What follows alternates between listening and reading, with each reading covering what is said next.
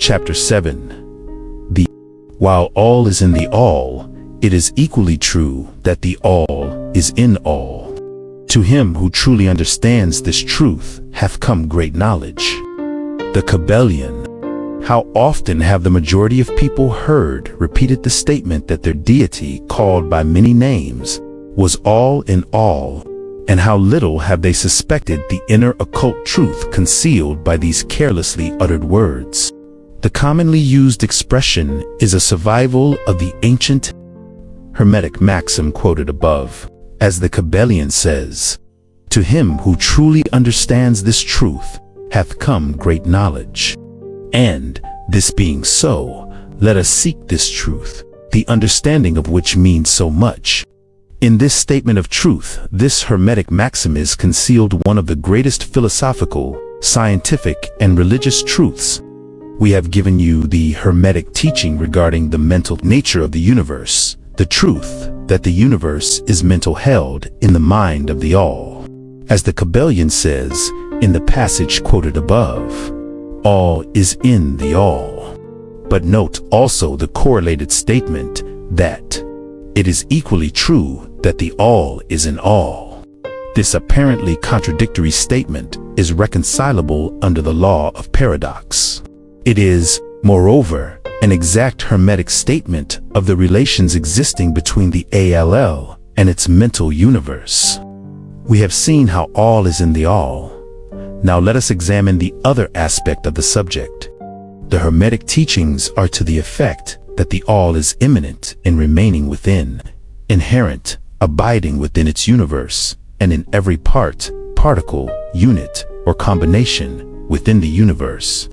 This statement is usually illustrated by the teachers by a reference to the principle of correspondence. The teacher instructs the student to form a mental image of something, a person, an idea, something having a mental form, the favorite example being that of the author or dramatist forming an idea of his characters, or a painter or sculptor forming an image of an ideal that he wishes to express by his art.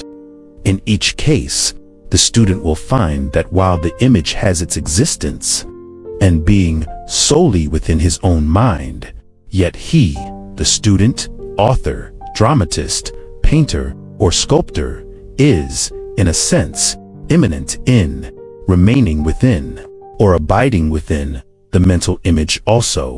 In other words, the entire virtue, life, spirit, of reality in the mental image is derived from the immanent mind of the thinker. Consider this for a moment, until the idea is grasped. To take a modern example, let us say that Othello, Iago, Hamlet, Lear, Richard III existed merely in the mind of Shakespeare at the time of their conception or creation. And yet, Shakespeare also existed within each of these characters, giving them their vitality, spirit, and action. Whose is the spirit of the characters that we know as Micawber, Oliver Twist, Uriah Heep's, Dickens, or have each of these characters a personal spirit, independent of their creator? Have the Venus of Medici, the Sistine Madonna, the Apollo Belvedere, spirits and reality of their own, or do they represent the spiritual and mental power of their creators? The law of paradox explains that both propositions are true, viewed from the proper viewpoints. Micawber is both Micawber and yet Dickens. And, again, while Micawber may be said to be Dickens, yet Dickens is not identical with Micawber. Man, like Micawber, may exclaim, "The spirit of my creator is inherent within me, and yet I am not he." How different this from the shocking half-truths so vociferously announced by certain of the half-wise, who fill the air with their raucous cries of, "I am God." Imagine poor Micawber, or the sneaky Uriah Heep, crying, "I am Dickens," or some of the lowly clods in one of Shakespeare's plays, grandiloquently announcing that, "I am Shakespeare." The all is in the earthworm, and yet the earthworm is far from being the all. And still the wonder remains that though the earthworm exists merely as a lowly thing, created and having its being solely within the mind of the oleate. The all is immanent in the earthworm, and in the particles that go to make up the earthworm. Can there be any greater mystery than this of all in the all and the all in all? The student will, of course, realize that the illustrations given above are necessarily imperfect and inadequate, for they represent the creation of mental images in finite minds, while the universe is a creation of infinite mind, and the difference between the two poles separates them. And yet, it is merely a matter of degree. The same principle is in operation. The principle of correspondence manifests in each as above, so below, as below, so above, and in the degree that man realizes the existence of the indwelling spirit immanent within his being, so will he rise in the spiritual scale of life. This is what spiritual development means: the recognition, realization, and manifestation of the spirit within us. Try to remember this last definition, that of spiritual development. It contains the truth of true religion.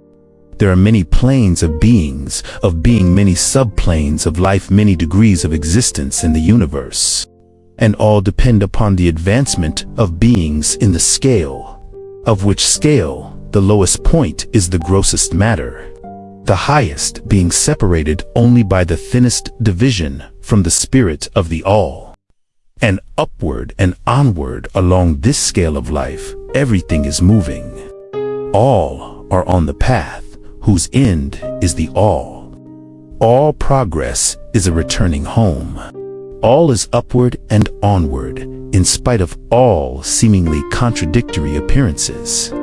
Such is the message of the illumined. The Hermetic teachings concerning the process of the mental creation of the universe are that at the beginning of the creative cycle, the all, in its aspect of being, projects its will toward its aspect of becoming, and the process of creation begins. It is taught that the process consists of the lowering of vibration until a very low degree of vibratory energy is reached, at which point the grossest possible form of matter is manifested. This process is called the stage of involution, in which the all becomes involved, or wrapped up, in its creation. This process is believed by the Hermetists to have a correspondence to the mental process of an artist, writer, or inventor who becomes so wrapped up in his mental creation as to almost forget his own existence, and who, for the time being, almost lives in his creation. If instead of wrapped we use the word wrapped, perhaps we will give a better idea of what is meant. This involuntary stage of creation is sometimes called the outpouring of the divine energy, just as the evolutionary state is called the indrawing. The extreme pole of the creative process is considered to be the furthest removed from THHALL, while the beginning of the evolutionary stage is regarded as the beginning of the return swing of the pendulum of rhythma. Coming home idea being held in all of the Hermetic teachings. The teachings are that during the outpouring, the vibrations become lower and lower until finally the urge ceases and the return swing begins.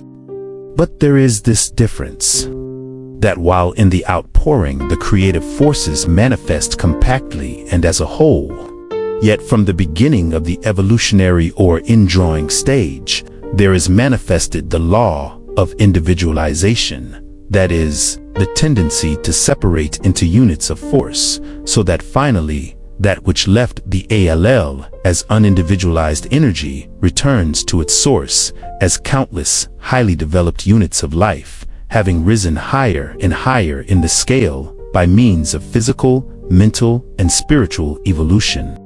The ancient Hermetists used the word meditation in describing the process of the mental creation of the universe in the mind of the all, the word contemplation also being frequently employed. But the idea intended seems to be that of the employment of the divine attention. Attention is a word derived from the Latin root, meaning to reach out, to stretch out, and so the act of attention is really a mental reaching out. extension of mental energy, so that the underlying idea is readily understood when we examine into the real meaning of attention. The Hermetic teachings regarding the process of evolution are that the All, having meditated upon the beginning of the creation, having thus established the material foundations of the universe, having thought it into existence, then gradually awakens or rouses from its meditation, and in so doing starts into manifestation the process of evolution on the material, mental, and spiritual planes, successively and in order. Thus the upward movement begins. All begins to move spiritward. Matter becomes less gross. The units spring into being. The combinations begin to form. Life appears and manifests in higher and higher forms, and mind becomes more and more in evidence, the vibrations constantly becoming higher. In short, the entire process of evolution, in all of its phases, begins and proceeds according to the established laws of the indrawing process. All of this occupies eons upon eons of man's time, each eon containing countless millions of years. But yet the illumined inform us that the entire creation, including involution and evolution of a universe, is but as the twinkle of the eye to the All. At the end of countless cycles of eons of time, the All withdraws its attention, its contemplation, and meditation of the universe. For the great work is finished as DHL is withdrawn into the ALL from which it emerged. But mystery of mysteries, the spirit of each soul is not annihilated, but is infinitely expanded. The created and the creator are merged. Such is the report of the above illustration of the meditation, and subsequent awakening from meditation of the All is of course but an attempt of the teachers to describe the infinite process by a finite example, and yet, as below, so above. The difference is merely in degree. And just as Tai all arouses itself from the meditation upon the universe, so does man in time cease from manifesting upon the material plane, and withdraws himself more and more into the indwelling spirit, which is indeed the divine ego. There is one more matter of which we desire to speak in this lesson, and that comes very near to an invasion of the metaphysical field of speculation. Although our purpose is merely to show the futility, we allude to the question which inevitably comes to the mind of all thinkers who have ventured to seek the truth. The question is, why does the All create universes? The question may be asked in different forms, but the above is the gist of the inquiry. Men have striven hard to answer this question, but still there is no answer worthy of the name. Some have imagined that the All had something to gain by it, but this is absurd. For what could the All gain that it did not already possess? Others have sought the answer in the idea that the All wished something to love, and others that it created for pleasure or amusement, or because it was lonely, or to manifest its power. All puerile explanations and ideas belonging to the childish period of thought.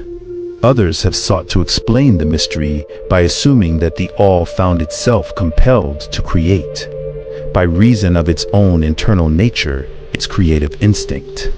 This idea is in advance of the others, but its weak point lies in the idea of the All being compelled by anything internal or external. If its internal nature, or creative instinct, compelled it to do anything, then the internal nature or creative instinct would be the absolute, instead of the All, and so accordingly that part of the proposition falls. And yet, the All does create and manifest, and seems to find some kind of satisfaction in so doing. And it is difficult to escape the conclusion that in some infinite degree it must have what would correspond to an inner nature, or creative instinct, in man. with correspondingly infinite desire and will. It could not act unless it willed to act, and it would not will to act unless it desired to act, and it would not desire to act unless it obtained some satisfaction thereby. And all of these things would belong to an inner nature, and might be postulated as existing according to the law of correspondence. But still, we prefer to think of the all as acting entirely free from any influence, internal as well as external. That is the problem which lies at the root of difficulty, and the difficulty that lies at the root of the problem. Strictly speaking, there cannot be said to be any reason whatsoever for the all to act. For a reason implies a cause, and the all is above cause and effect, except when it wills to become a cause, at which time the principle is set into motion. So, you see, the matter is unthinkable, just as the all is unknowable. Just as we say the all merely is, so we are compelled to say that the all acts because it acts. At the last, the all is all reason in itself, all law in itself, all action in itself, and it may be said, truthfully, that the all is its own reason, its own law, its own actor. Still further, that the all, its reason, its act, is law, RONH, all being names for the same thing. In the opinion of those who are giving you these present lessons, the answer is locked up in inner self of the all, along with its secret of being. The law of correspondence, in our opinion, reaches only to that aspect of the all, which may be spoken of as the aspect of becoming. Back of that aspect is the aspect of being, in which all laws are lost in law. All principles merge into principle, and the all, principle, and being are identical, one and the same. Therefore, metaphysical speculation on this point is futile. We go into the matter here merely to show that we recognize the question, and also the absurdity of the ordinary answers of metaphysics and theology. In conclusion, it may be of interest to our students to learn that while some of the ancient and modern Hermetic teachers have rather inclined in the direction of applying the principle of correspondence to the question, with the result of the inner nature. Conclusion: still the legends have it that Hermes, the Great, when asked this question by his advanced students, answered them by pressing his lips tightly together and saying not a word, indicating that there was no answer.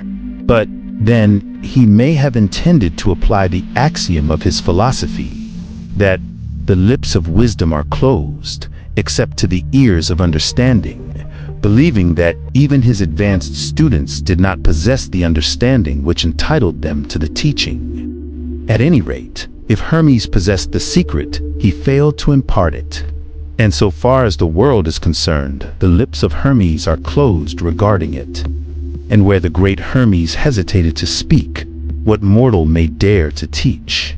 But remember that whatever be the answer to this problem, if indeed there be an answer, the truth remains that, while all is in the all, it is equally true that the all is in all. The teaching on this point is emphatic, and we may add the concluding words of the quotation: "To him who truly understands this truth hath come great knowledge."